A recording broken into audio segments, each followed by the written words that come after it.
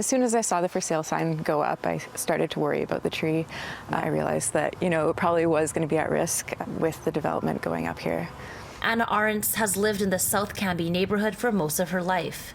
When she saw that this property was slated for redevelopment, she wanted to do everything in her power to save this very old and large cedar tree from being cut down. It's slated to be cut down because its location interferes with a proposed building footprint. Diameter at breast height is usually about 1.4 meters. This tree is over 200 years old. It's one of the oldest trees in this neighborhood. We can plant a tree today and yeah, it'll be great. It's good to plant trees, but we're not going to have a 200-year-old tree growing anytime soon. Ahrendts isn't the only concerned neighbor.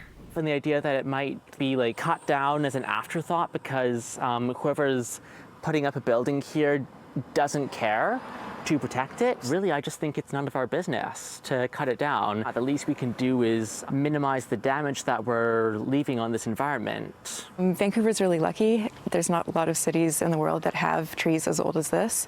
Professor Andrew Almas from the Department of Forest Resource Management says there are many benefits of having trees in city neighborhoods.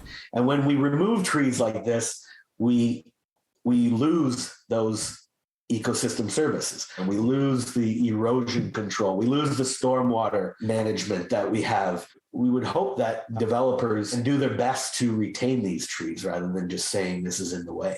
Ahrendts would like the tree to be considered in the developer's plan, like the house currently on the property. The house that's here actually was built in, I looked it up, I think it was 1947.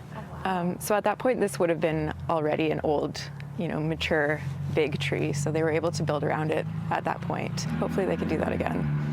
Ahrendts started an online petition to get the community involved in saving this tree. So far, she has over 600 signatures, and she's hoping for more.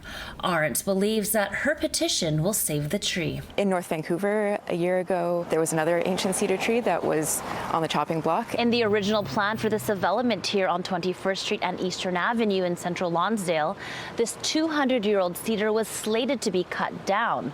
But with pushback from the public and a petition, Darwin Properties, the developer, went back to the drawing table and incorporated the tree in a revised plan.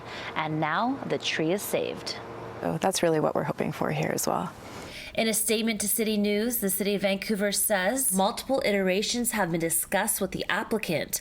However, no reasonable development proposal appears viable for safely retaining the tree in question, as the tree is in the building's footprint. The decision to remove the tree will rest with the developer. The city also says the registered owner, E40 Holdings Limited, does not require public consultation with development plans. I would suggest that residents voice their displeasure with this plan to remove a healthy, mature, large tree, which is disproportionately providing positive ecosystem services to their neighborhood. Ahrendts hopes that her petition and message will encourage the City of Vancouver to step up.